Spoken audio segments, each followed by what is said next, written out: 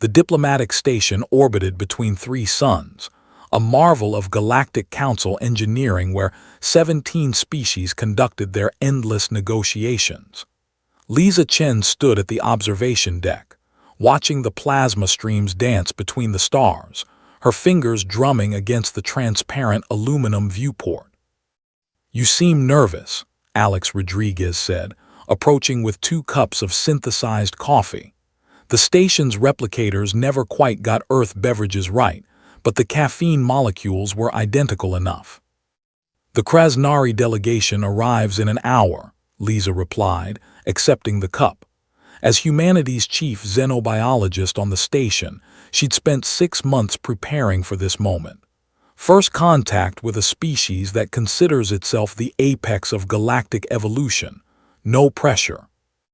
Alex, the human military attaché, permitted himself a slight smile. His role was ceremonial, mostly. Humanity had been part of the Galactic Council for only 3 years, and Earth's military technology was laughably primitive compared to species that had mastered faster-than-light travel millennia ago.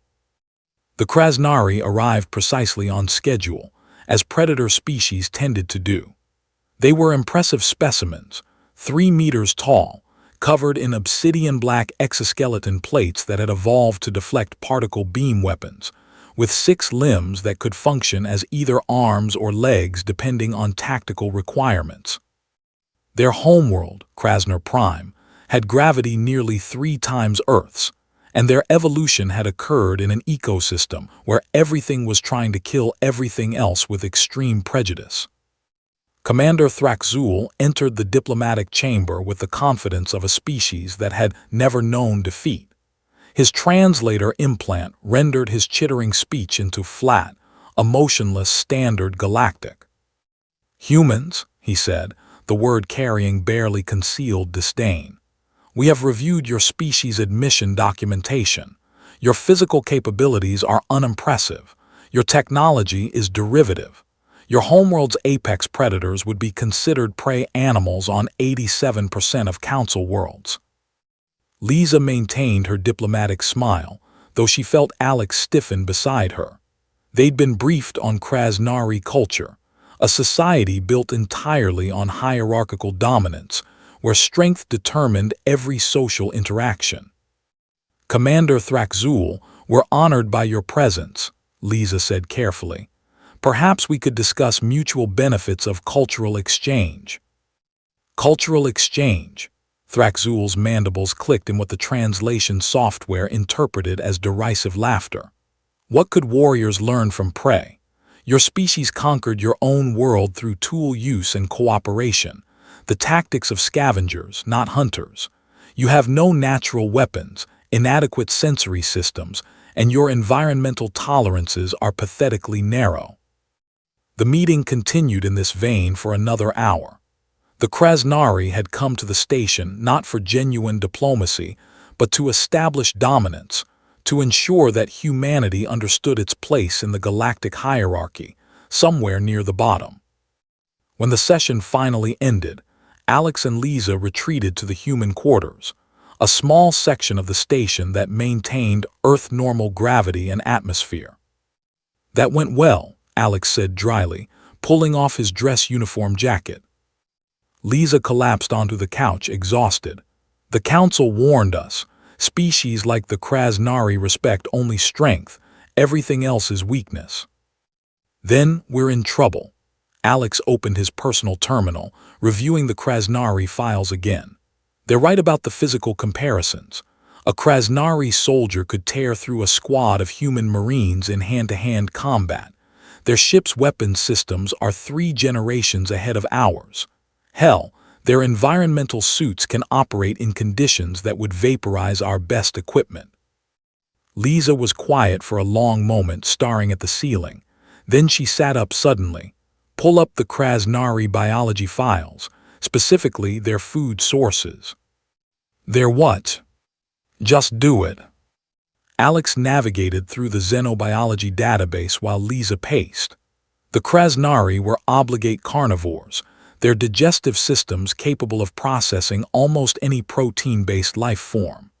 Their homeworld's food chain was remarkably efficient, apex predators at the top, with decreasing levels of lethality below. Here, Lisa said, pointing at a specific entry. The Scarix, Krasner Prime's apex predator before the Krasnari evolved intelligence, says here they're still considered the most dangerous organism on the planet.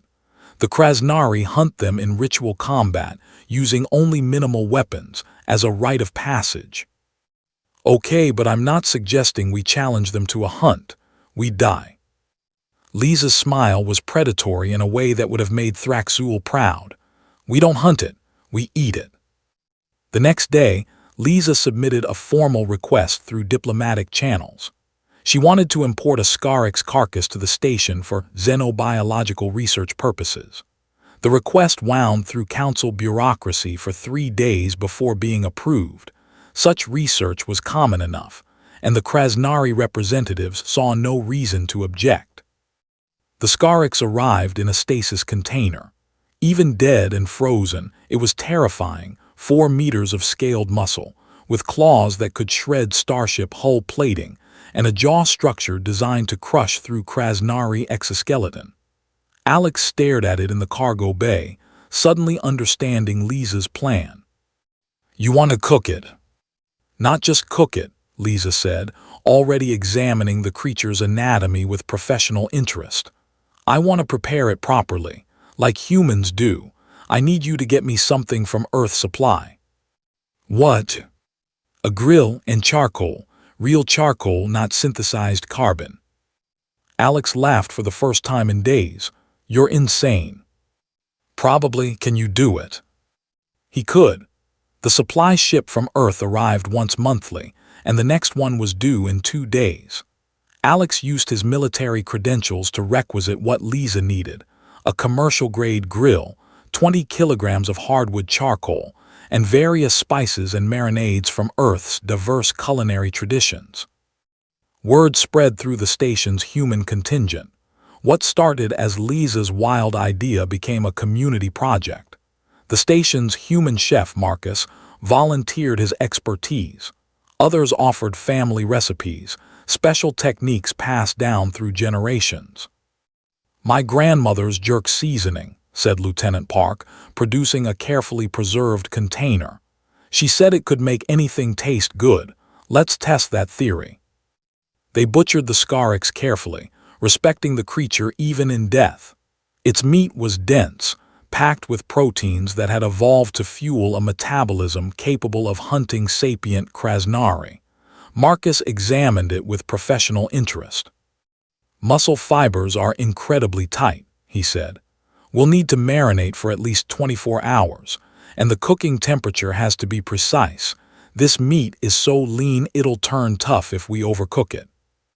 Lisa handled the xenobiology aspects, ensuring that the proteins were compatible with human digestive systems.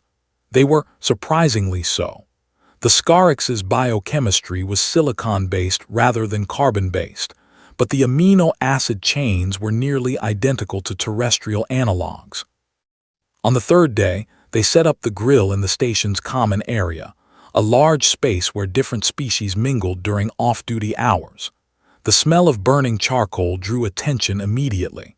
Most species on the station used energy-based cooking methods or consumed their food raw or synthesized.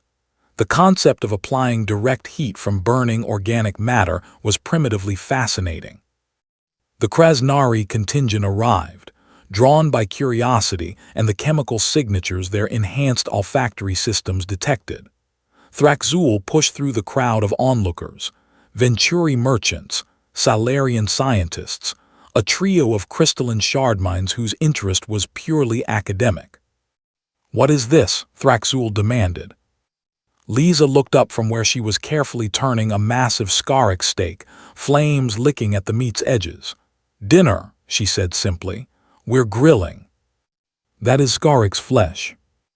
It is. We obtained it legally through proper channels. Would you like to try some? The translator software struggled with Thraxul's response. His clicking and chittering conveyed emotions beyond simple words.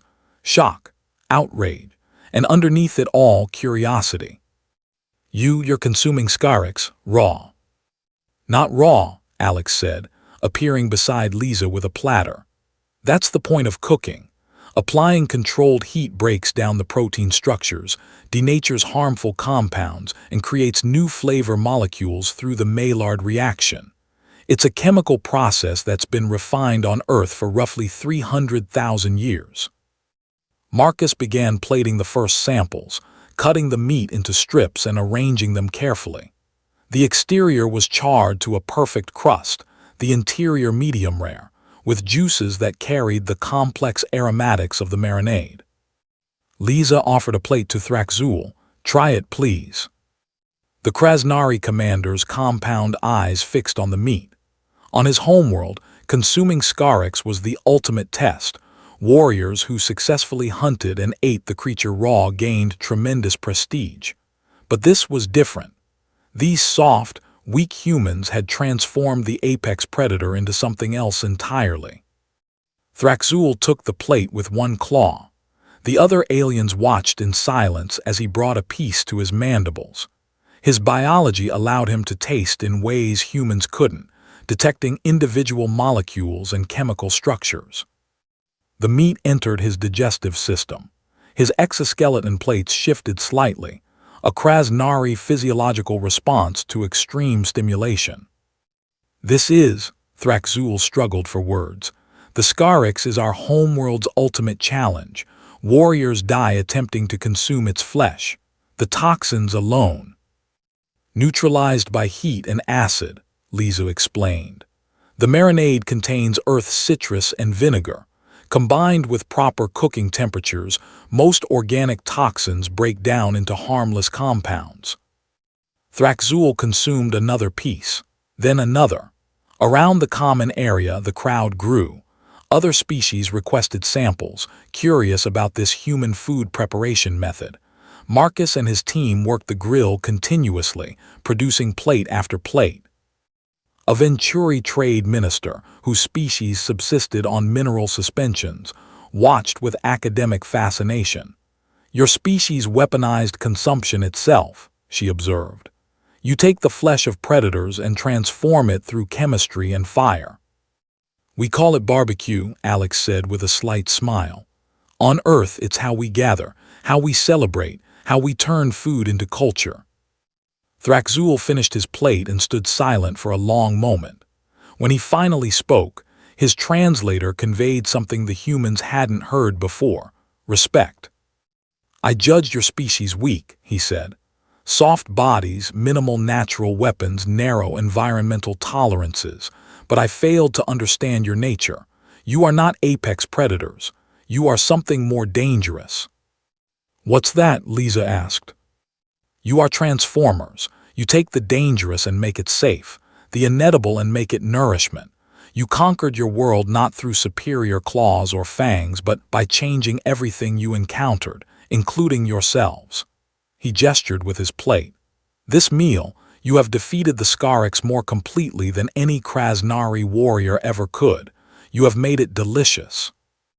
The diplomatic relationship between humanity and the Krasnari shifted that evening. It wasn't immediate acceptance. Their culture was too hierarchical for that. But it was understanding. The Krasnari began to see humans not as weak prey, but as a fundamentally different kind of dangerous. In the following weeks, the station's common area became an unexpected hub of cultural exchange. Marcus began teaching alien species about Earth cooking techniques. The Krasnari shared their hunting strategies. The Venturi demonstrated mineral synthesis methods that could enhance food preservation. Lisa and Alex stood at the observation deck again, watching the three suns paint the darkness with their light. "We grilled our way into galactic respect," Alex said, shaking his head in wonder. "We showed them what humans really are," Lisa corrected. "We're not the strongest or the fastest, but we're adaptable. We transform our environment. We take challenges and make them opportunities," she smiled. "Plus, we make damn good barbecue." Below them, in the common area, another dinner service was beginning. Humans and Krasnari worked side by side at the grills now, sharing techniques and stories. The smell of cooking meat drifted through the station's ventilation systems, a primitive aroma that somehow felt like the future. In the vast darkness between stars, humanity had found its place, not through military might or technological superiority, but through the simple, profound act of sharing food. The galaxy would learn what Earth had always known: never underestimate a species that had spent millennia perfecting the art of cooking dinner.